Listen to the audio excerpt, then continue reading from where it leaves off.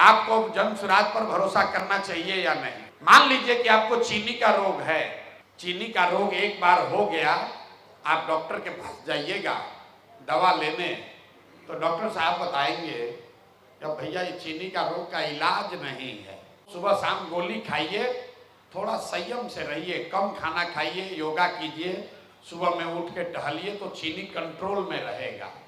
आप घर आ जाइएगा मायूस होकर, कब तो भैया चीनी का रोग हो गया है, कोई उपाय नहीं है।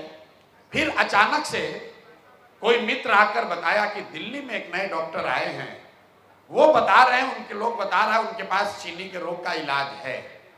आप जाइएगा दिल्ली टिकट उकट लेकर, डॉक्टर साहब से पूछा आपने कि सर सुने हैं कि आपके पास चीनी के रोग का इलाज है, ये हो सकता है क्या?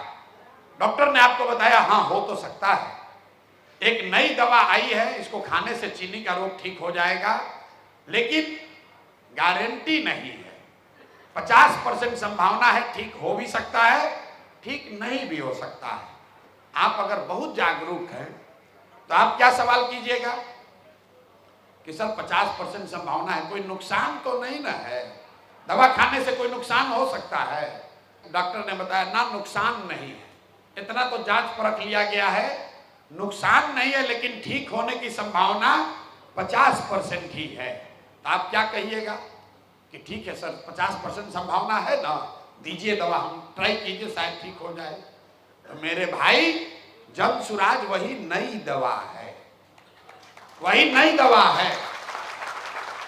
इससे सुधार हो भी सकता है और सुधार नहीं भी हो सकता है, लेकिन जिसको पहले से वोट देते आए हैं वो एक्सपायर दवा है। राजद, जदयू, भाजपा, कांग्रेस, जिसको आपने जांच लिया, परख लिया, 10 बरस से खा रहे हैं, जान गए कि इससे बढ़िया नहीं होगा, तब आप तय कर लीजिए मुजफ्फरपुर के होशियार लोग कि आपको एक्सपायर दवा ही खाते रहना है कि नई दवा को ट्राई करना है।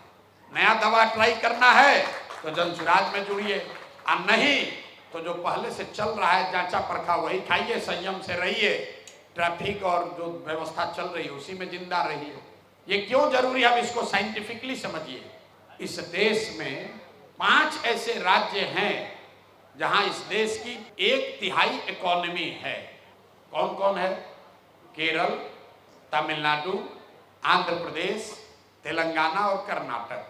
जब देश आजाद हुआ तो बिहार की स्थिति भी कमोबेश इन्हीं 5 राज्यों के बराबर ही थी। आज ये राज्य इतने आगे कैसे हो गए? तो मैं आपको बता रहा हूं एक चीज जो इन 5 राज्यों में कॉमन है, भाषा अलग अलग बोली जाती है, अलग अलग दलों का शासन है, वहां पर भी भ्रष्टाचार है। बिहार से कम नहीं है, यहां से ज्यादा भ्रष्टाचार है। वहां पर भी जातिवाद है, वहां पर भी इसी देश का संविधान है।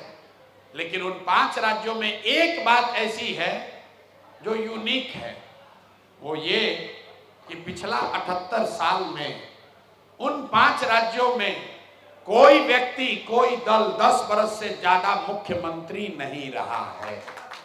लोग पलटते रहते हैं, लोगों का वोट का डर नेताओं में बना हुआ है कि अगर हम काम नहीं करेंगे तो जनता हमको हरा देगी।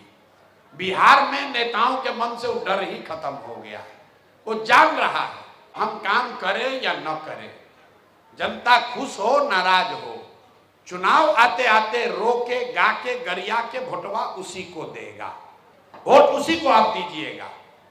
तो लोकतंत्र को अगर आप जिंदा करेंगे तो जन सुराज हो या कोई दूसरा दल है, आपको फायदा उसका होगा।